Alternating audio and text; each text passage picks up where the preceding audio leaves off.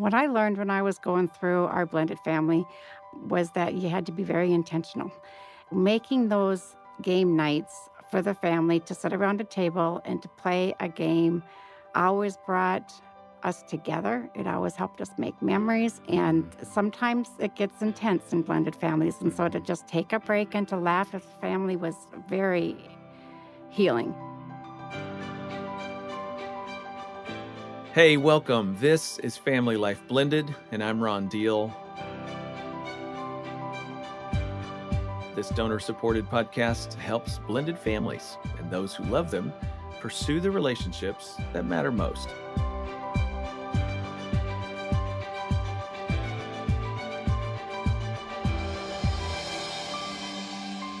I'm so glad you've joined us on this journey.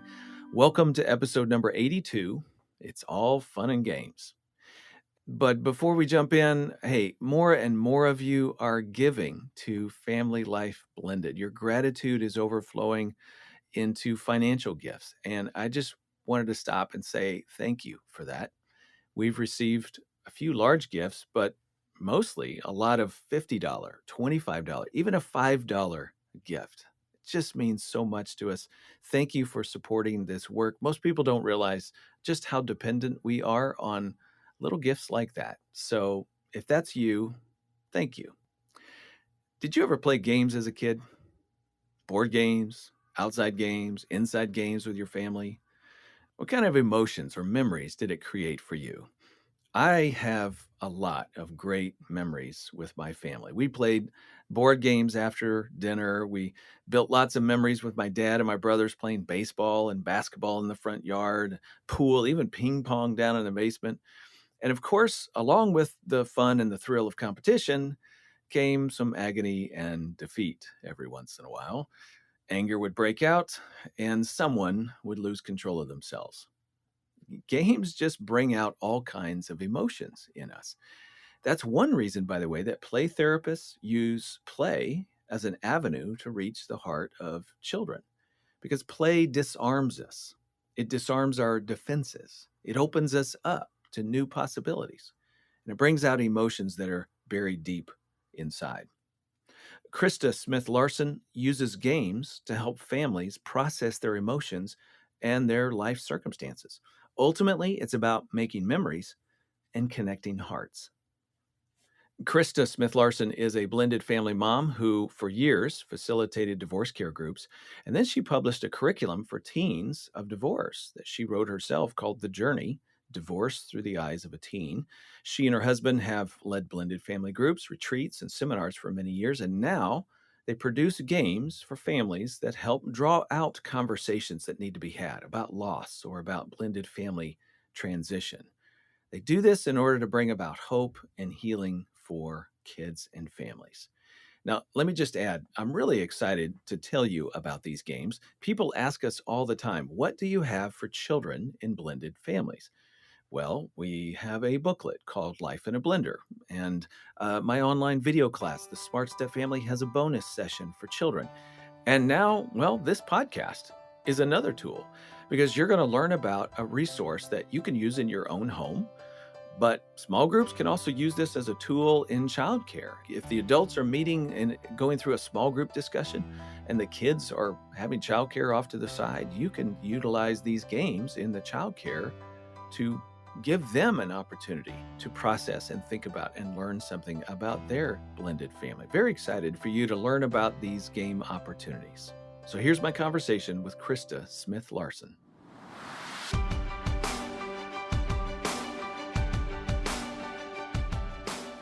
Krista, did you play games with your family when you were a kid? Actually, we still do, Is which that is right? kind of funny. Yeah. We have an annual Hearts tournament that we bring in 30 people every Christmas and we have a traveling trophy and the whole bit. So we still Oh, do, but I did when my I grew up goodness. too. Well, now I know why you have such a heart for games. Okay, so seriously, like every Christmas, your extended family comes and gets together, Yep, it's a big deal. a tournament with a trophy and everything. Yep, if anybody plays Hearts, we have 6 different tables. Sometimes we've gone as much as 8 different tables, and we all play, and We have special rules, and it's quite the night. Okay, do people end up in fights ever? Or is Well, it it gets very intense by the end. I bet it does. Gets really competitive. And isn't that the nature of games, especially with friends and family? It is. It takes you out of the element, and it gets you just focused on the game, and so the world around you just takes over. Uh-huh. Yeah, and it brings up all the emotions too, doesn't it? I mean, the Exactly. competition kinda brings out the striving inside you to beat somebody else, and Yep. sometimes somebody's talking smack. My mom could talk smack. Let me tell you, she was a gamer, and she would just totally get inside your head from across the table. What was her favorite game? Well, we played lots of games when I was growing up. There's a board game called Wahoo that not many people I know it. have never heard of it. Trouble is sort of a similar game to and there's another game that we're playing these days called Jokers and Marbles, and it's sort of like Oh, we Wahoo. just got that about Oh, 3 months ago. now that is a great Yeah, game. another name for it is carbles, because Yes. it's carbles with or cards with marbles. Yes. That is a great It game. really is a good game. So Wahoo was kind of the deal family game, and we played it a lot. We did play cards, and we played outside games like baseball and basketball. I had a very sports oriented family childhood. That's always fun. And it is fun, and, you build memories, and it connects you, and it also makes you mad at one another. So, sometimes you throw things at each other. My younger brother and I have had more than one occasion where we ended up in fights over ping pong, for crying out loud. Well, that can be a very intense sport. Okay, so we're talking about all this because you and your husband make games Yes, we do. for families to play, Yep. specifically blended families. You also do some stuff for kids who've gone through parental divorce. Okay, how'd you get started? Tell me the evolution of this. Well, it's kind of very, very weird. I have always been a divorce care leader at our church. This goes back 25 years now. Hmm. And when I was going to be leading a divorce care group right before Christmas, I thought, I want to do something different than just going to the group and doing the lesson. So God woke me up at 2 in the morning and he said, Here, try this. And I Hmm. got out 2 pieces of cardboard, I glued them together, I sketched out a game, and that's kind of where it started. I've learned the 2 in the morning things from God are the best. Yeah, it's best to be wide awake and listening. You gotta listen, you gotta take action on those things. Yep, Just the other day, I was telling somebody, if I ever wake up with a thought, I go with it, and I trust that that is totally from God. Okay, 2 in the morning, you started with a game, yep. and who was it for, and what was At it that designed to do? time, it was the beginning, first stages of what I have now called the slippery slope, Mhm, which is a board game. And it just kind of everybody starts with a grace card because God offers us free mhm, grace. mhm, And then as you go around the board, you have either a feelings question or an action question. Um, and then they get to play the grace card if it gets to be a question they're uncomfortable with. mhm. So they get engaged real easily. And it worked very, very good for just something different to do instead of just talking and having a lesson for the night. Okay, and how many games do you have now that are I am available? up to 13. Wow. And every year it adds one, so I keep on thinking up of new things to do. Okay, right now we are sitting, our listener doesn't realize this, we are sitting in Studio Z here in Little Rock where the Family Life Blended team works.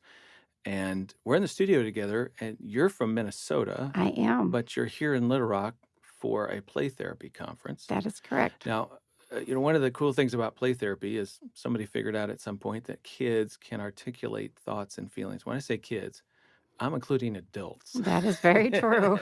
All right, young adults especially, and me, people my age, people, especially younger children, can articulate their emotions and get things out through play.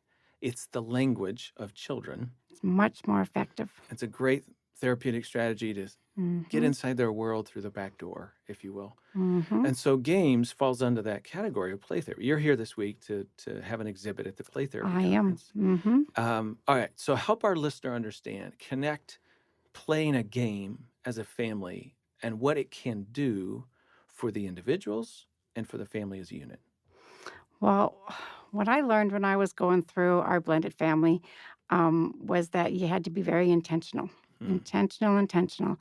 And so making those game nights for the family to sit around a table and to play a game, always brought us together. It always helped us make memories. It always helped us laugh. And Mhm. sometimes it gets intense in blended families. And so to Mhm. just take a break and to laugh as a family was very healing. And then from there, I realized that I could do more than just play silly games. I could play intentional games. And so that's kind of the starting ball of where I went for making different intentional games to help them in two ways. One of them is just to identify feelings and then talk about the feelings. Mm. And then the other thing, most recently, I've been working with is building relationships. I think a lot of our kids nowadays haven't learned the tools to build a relationship. Mm.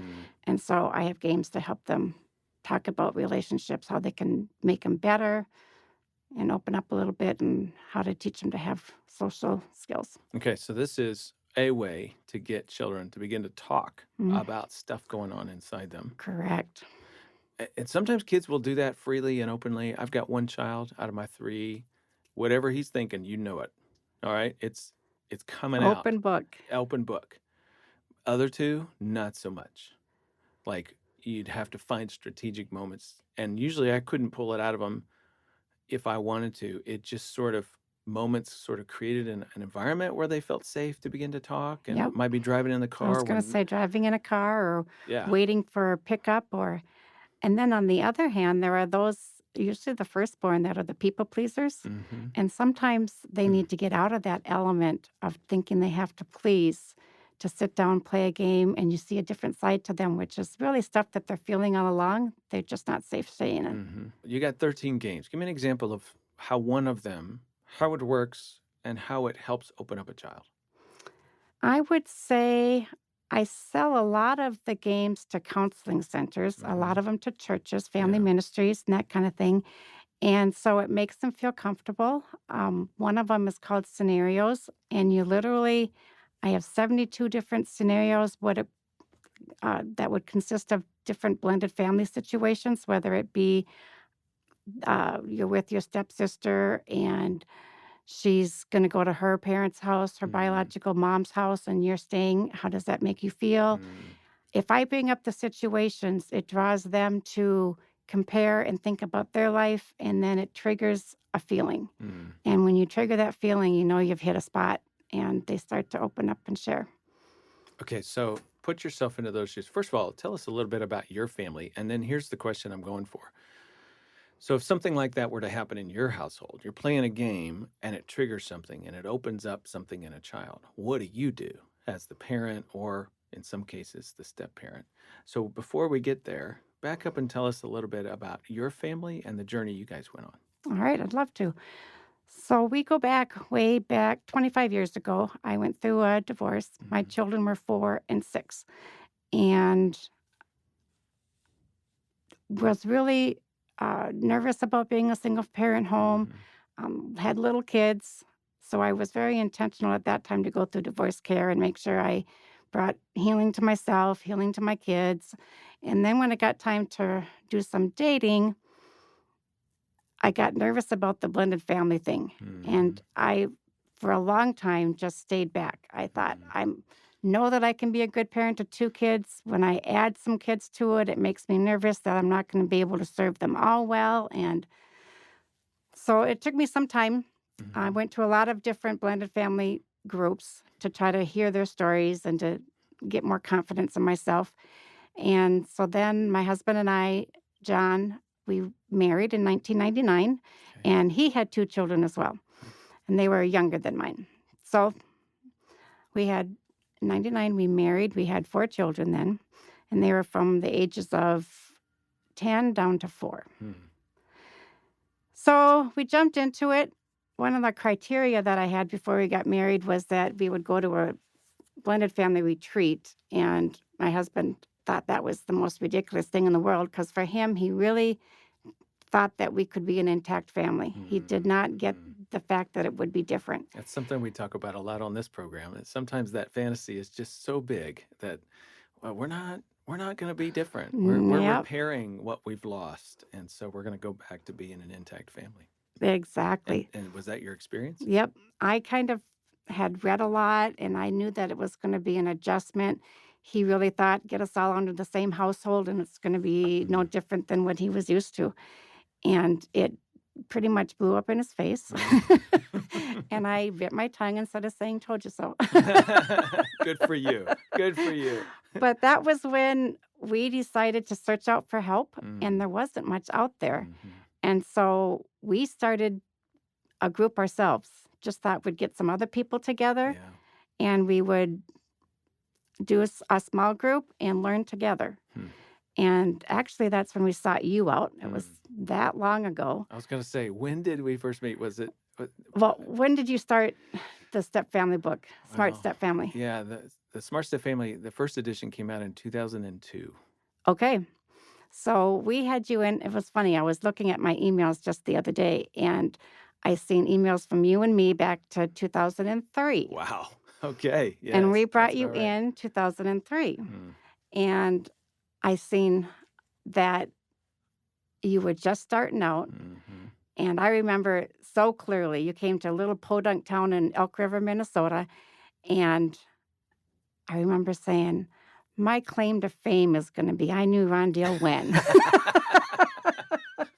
That is Because funny. you weren't out very much at that time. Yeah, I was just trying to do whatever I could, speaking wherever I could, and they were, We got a few and deal far on you, let me between. tell you.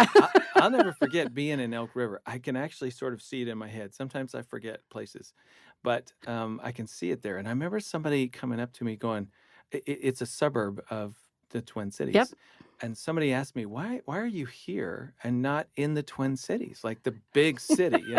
And I go, "Well, I go where I'm invited, and they invited me, and you didn't. So here we are. Now, aren't you glad that you're here?" It was. It was a smaller church, and yeah, it was Mhm. very exciting for our church. Okay, and so that event, plus you were getting people together, which we are big fans of here at Yep, Family Life Blended, just get people together and start studying. Now there's all kinds of material, not when you guys that started, is very but true. now there's lots of material that groups can study and video-based resources and whatnot.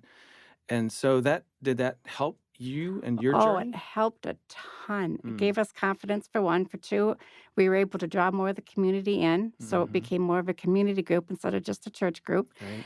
And I would just encourage anybody out there, you don't have to be successfully blended to Mm. start a group. Right. We learned as doing a group, we learned more than even probably attending a group. Mm. It made us be more intentional to be prepared and to talk things through. And so you don't need to think you have it all put together in order to lead a group. Just get people together and talk about life, be vulnerable, and Mm. you'll find connections made and stories shared and blessings given. Amen. I will say it again. I've said it on this podcast before, but I will say it again. I really think a lot of the power that creates change for families is community, being with other people. You pray for each Exactly. other, you encourage each other. When you're down, they sort of lift you up. The content, the material, the resources that we produce are really helpful. They give you some guidance. But what really makes it take root in your life is community. Yep. So if you don't have it, you got to find it. And sometimes you got to create it all by yourself. Yep. Don't be scared to do it.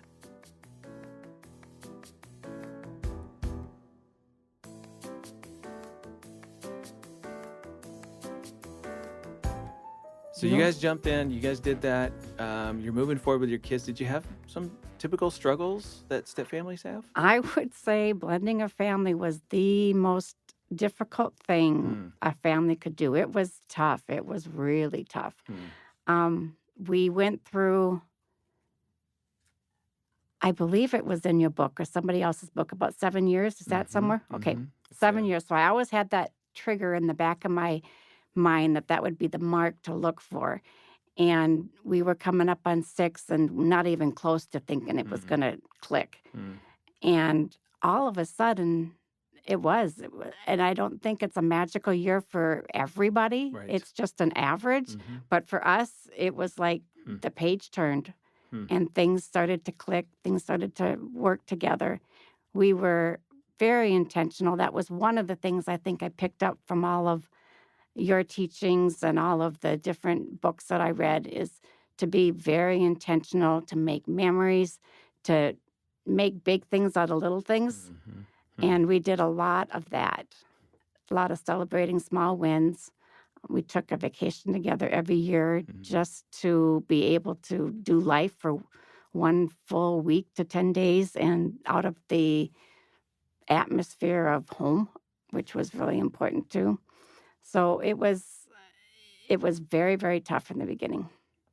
You said a little while ago playing games was one of the ways you brought a little smile in the midst of the hard going on in your family. Was that something you discovered kinda early on, or was it a few years in before No, you. for us, actually, it was more like survival Yeah. early on. Okay. Okay. And then as we started to relax a little bit and the kids started to get along a little bit, Mm. we started to bring out the games. We were very slow and intentional about forcing relationships together. We Mm. kind of eased into it. Mhm. And then as things started to mold with the kids, we felt it was more safe to start bringing some outside Okay. activities in. I gotta just pause for our listener because there is a ton of wisdom in what you just said. You know I'm a big fan of slow and easy and Oh, the intentional. crock pot. Yep. That's the Yep. crock pot strategy, right? But what you guys did is you also didn't try to push it in terms of games as a way of, finding Forcing it. togetherness, Yep. but you were listening to your family, you were pacing with the family, and then as things began to get a little easier, then you could bring out that there's so much wisdom in what you just said. I don't want anybody listening to think, okay, games is our magic wand. It's the thing we're going to wave and it's going to make everything happen. Absolutely not. It's just another tool. Yeah, it's another tool. That brings us back to full circle this question about what kinds of things did you see happening in your kids and in yourself and in the family unit as you guys just were playing games and maybe even some of the more intentional games as it evolved over time. In the beginning, you were just playing games, but then you got more intentional about creating games that actually pulled things out of people. I'm just curious, what did you see happen with people? Mostly, I noticed when we would talk to them, there was always a wall. There Hmm. was always a defensiveness. There was always a loyalty issue that would come up with the biological other parent that they felt they had to protect or whatever it may be. Hmm. Something would always create some caution. And I wanted to get rid of that wall. I wanted to Hmm. break down that feeling of fear. And so the only way that I thought of doing it is take away the fear, take away the confrontation feeling, and just have it be a open, Hmm.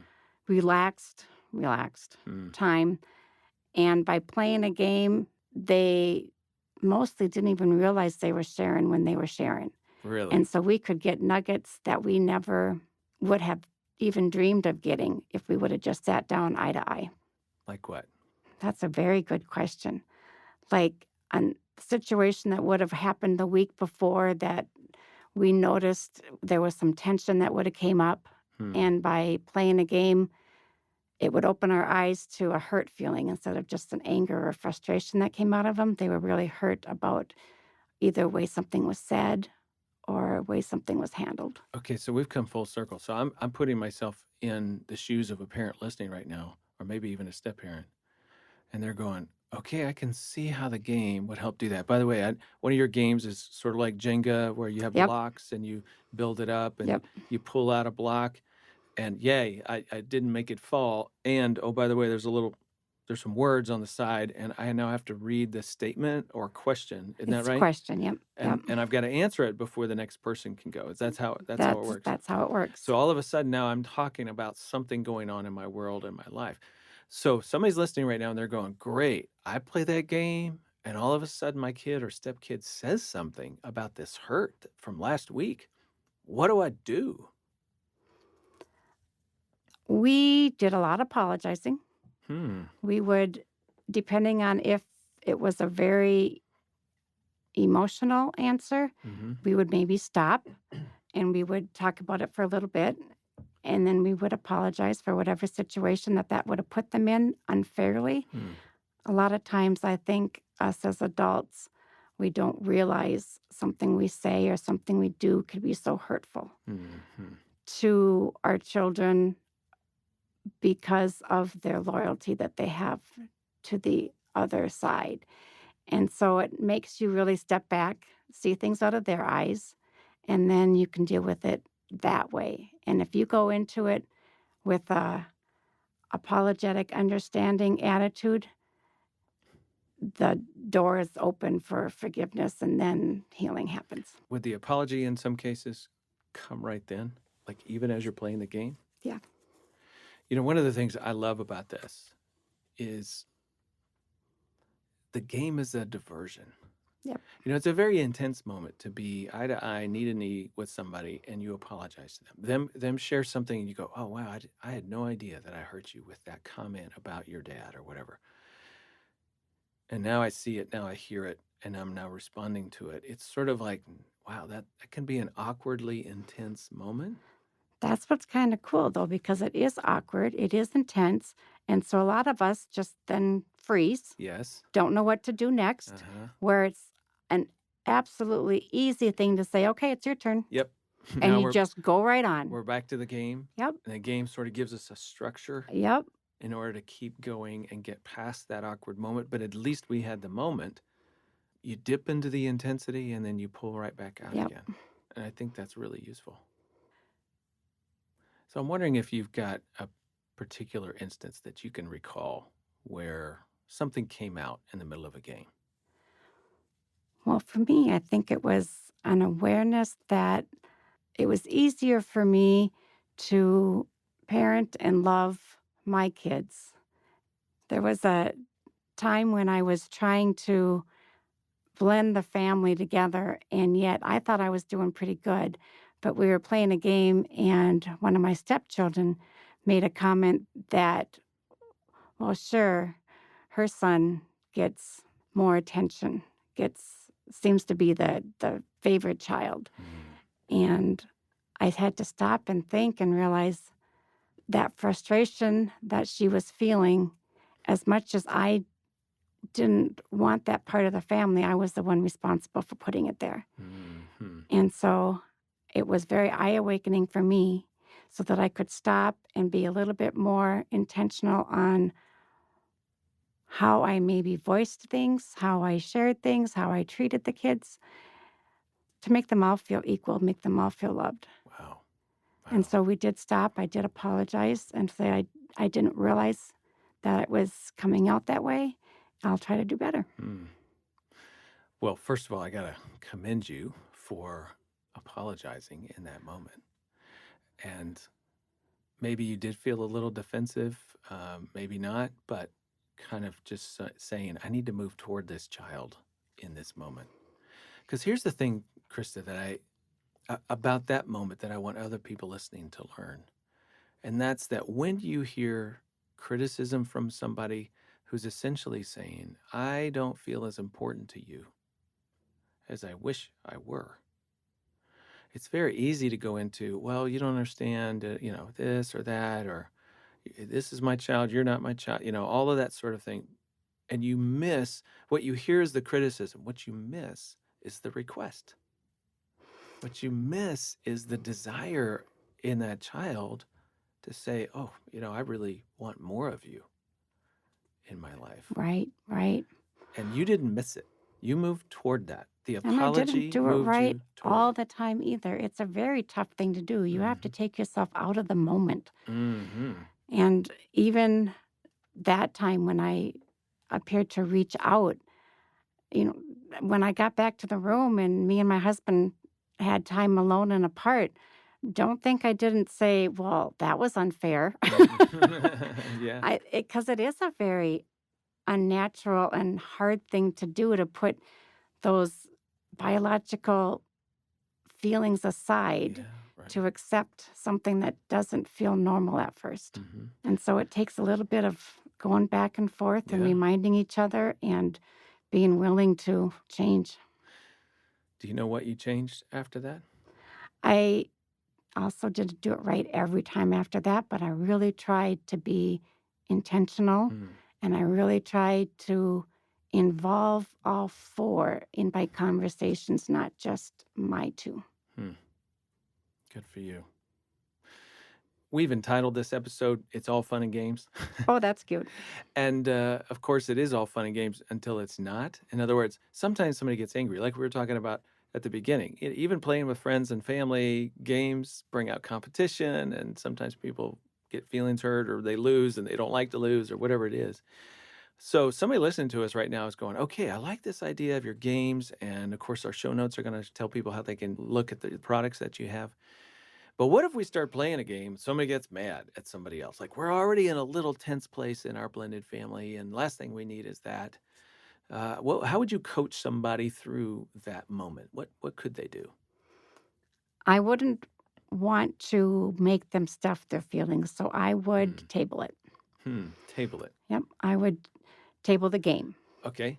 Table the game, and I would say, "Okay, let's go get some, bedtime snack, dessert, Mm, whatever it may be," to try to calm down the emotions and then go on with the night and just look at that time as being introspective for them, that they yeah. will leave and they'll be able to look at what triggered for them.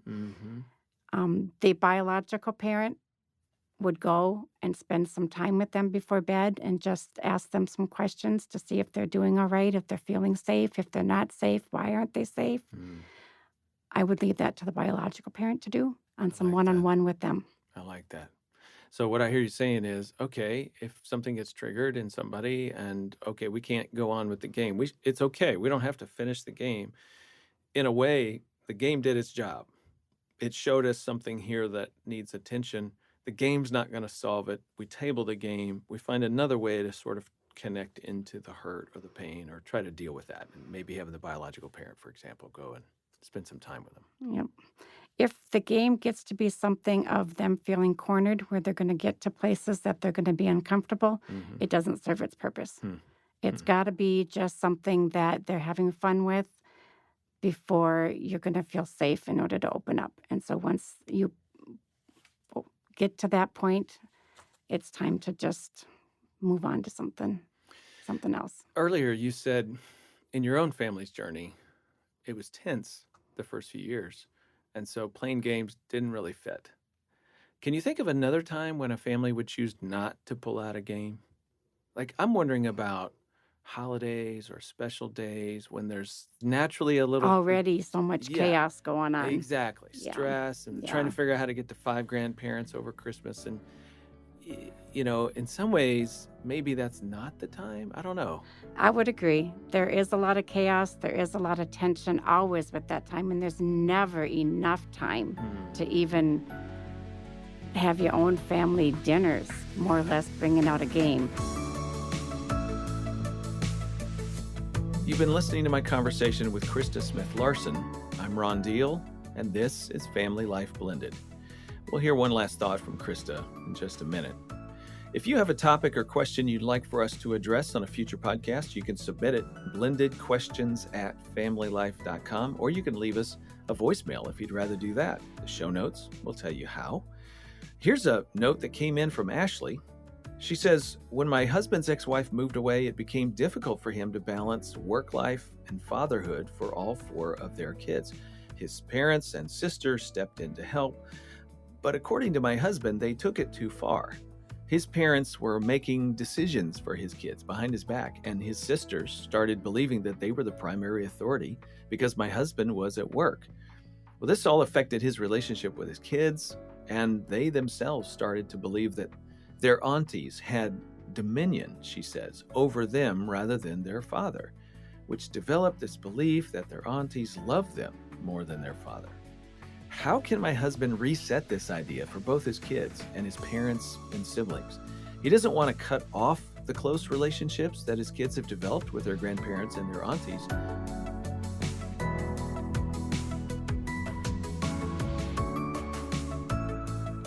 So how does he navigate this? And then she added this. By the way, this also affects my ability to build a relationship with his kids. And I would say, well, absolutely. I'm sure that it does. Look, there's a lot going on here and it's a delicate situation. So let me just share some guiding principles that you and others might find helpful if they have a similar situation.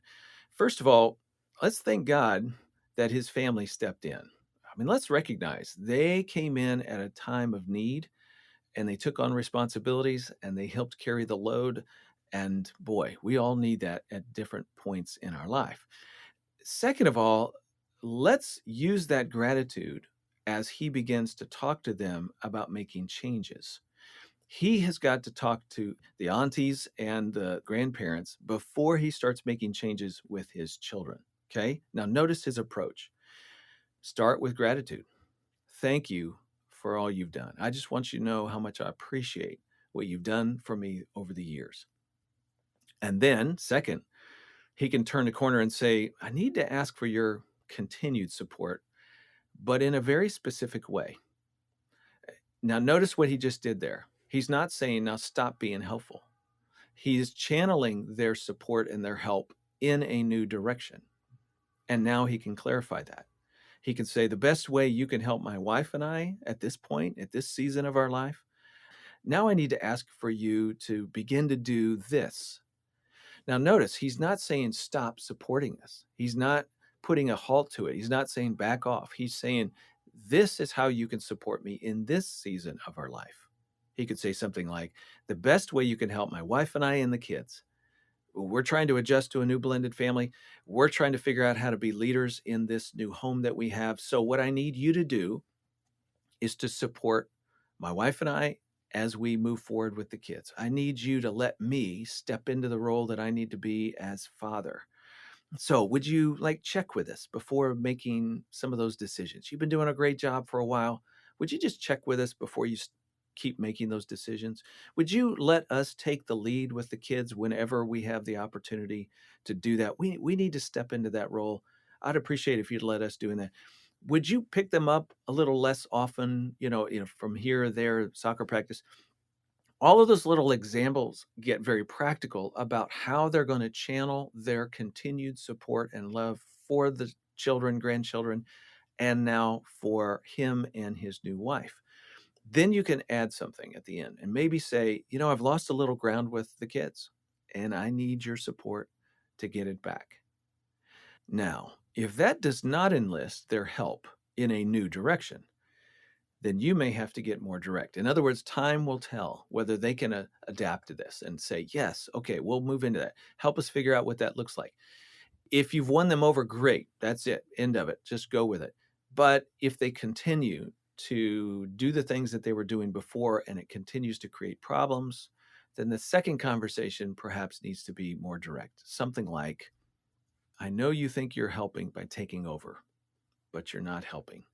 It's actually causing some conflict between the kids and I. So I need to ask you to please stop. And if you're not able to respect this request, and this is where you pray over what the next thing is. You may have to say, we're going to limit the amount of time you have with the kids. Something, I'm going to invite a pastor in to talk with all of us and help us figure out how we can get on a better track here. If that's the part that you have to pray over and decide what you think you can support and live up to, but notice the approach. You get direct only if they prove to be unwilling to adapt into what you're asking them to do. We certainly don't want it to get more direct unless it has to, but sometimes that's exactly what's required. Okay, last thought. I suspect that this enmeshed or the aunties take control sort of family dynamic is not new. I suspect that maybe this pre-existed the need for their support. And if that's true, you're going to have a much harder time, Ashley, creating change because it's built into the fabric of this intergenerational family. In that case, get some outside support and guidance.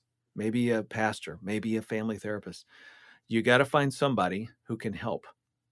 By the way, we have a list of coaches and therapists that have gone through my step family therapy provider training. You can find that at smartstepfamilies.com. My guess is one of those persons would be more than happy to coach and help you through this difficult situation. Well, Ashley, I hope that was helpful to you and to others listening. Again, if you have a question, I'd love to hear it. The show notes will tell you how you can submit it, and we'll try to answer it on a future episode. If you'd like more information about my guests, you'll find it in our show notes, or you can check it out on the Family Life Blended podcast page. That's familylife.com/blended podcast. And while you're there, you might as well check out everything Family Life has for your marriage and family. Our division is Family Life Blended, and we have the world's largest collection of online articles, videos, resources, and books for blended families, including my book and my video series, The Smart Step Family, and the booklet that we have for children ages 10 and up called Life in a Blender. Check us out. The show notes will tell you how. And don't forget to leave us a rating or a review if you have a couple of minutes. That helps other people find us, and you can share this on social media. If you haven't subscribed to the podcast yet, boy, we would love for you to do that. That way you won't miss any future episodes. You can do that on our own Family Life app or go through your podcast app, Apple Podcasts, Stitcher, Spotify. You can even watch us on YouTube. Hey, we know that small groups for blended families and pre-step family counseling really works, which is why Family Life Blended is doing more to train local leaders in blended family ministry. We've got an online course that you can do at your own pace. It's called the Certificate in Blended Family Ministry. And each fall, we sponsor a 2-day in-person conference called the Summit on Step Family Ministry, where we bring together leaders and experts from various disciplines and church leaders so you can network with one another, learn the latest strategies, find the latest resources. It's the premier ministry training event in the country. This year, we're going to be in Phoenix, October 13 and 14, 2022. We've got a new theme. We've got new speakers, new opportunities for you and your church to join with those who cannot turn away from this group of people who need ministry. So let me just remind you, this is an in-person event only. It is not live streamed. So get it on your calendar and make plans to join us. Visit summitonstepfamilies.com for all the details. That's summitonstepfamilies.com. Now, here's that final word from Krista Smith-Larson. You have to be somewhat open. You don't want to throw a game in a tight schedule to where it's already chaos, because then you're just adding more chaos. It works out well to have a determined family night so that everybody knows the games are coming. You do it, sometimes with blended families, you can't do it weekly. And so you decide to do it once a month, or you just I have like a that, though. family night that they learn to expect it, and you make time for it because it's on your calendar, and you become more accustomed to it that way instead of making them feel like, all right, it's time to talk and time to share. Tell us a little bit about your two favorite games before we close. I would say I have a new one called 2x2, and that's a matching game, and it works really, really well. You have 72 different relationships, possible relationships. So it could be with the stepmom, it could be with the step grandparents. And as soon as they match two cards of what that relationship is, it's like a cartoon figure on there. They talk about how they can improve that relationship. And so you're hitting some relationships you maybe wouldn't talk about normally, but you're also trying to get them to think about how that relationship can be improved. So I like that one because it has an opportunity to go beyond the immediate family as well. Another one would be simply the Double Trouble, mostly because it's a quick one that a lot of times when the kids come home from school, there's not time to do a game, or you're waiting to pick up another child at a school thing and they're in the car with you, that these Double Trouble dice are just simple. You got a situation on one dice, and a second dice you have people, and you just have them roll the dice, and you say, when you're with your stepmom, what makes you feel happy? When you're with your friends, what makes you feel anxious? And it's just a really quick way. When you ask them, how was your day at school? Sometimes they look at you and say, fine. Yes. And it's a way to go a little bit further to see what's going on the inside. Man, I love this. I've done a little bit of play therapy with kids in the past and worked with some children who have been through trauma. And we find that, play therapy strategies are a great indirect way of helping them to relax and helping them to begin to give voice to things that are inside that they just don't know how to use words for. Yep. But the game allows them to figure out another way to bring that out. And it helps the parents to be able to listen. A lot of times we don't listen. Yeah. A lot of times we assume.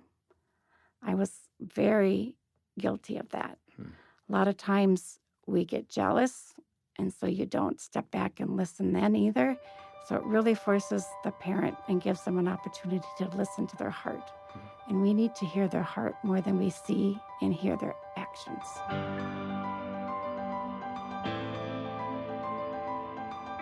Next time, we're going to hear from veteran blended family educator and therapist Gil Stewart, who's going to tell us about his new resource for stepdads.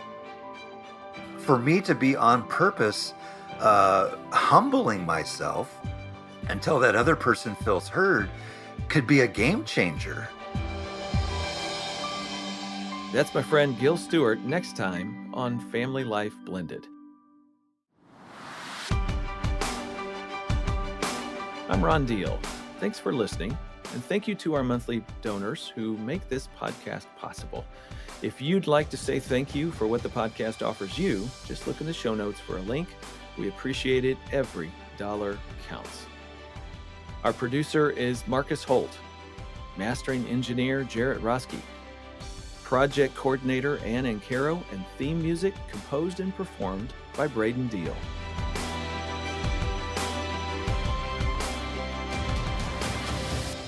Family Life Blended is part of the Family Life Podcast Network, helping you pursue the relationships that matter most.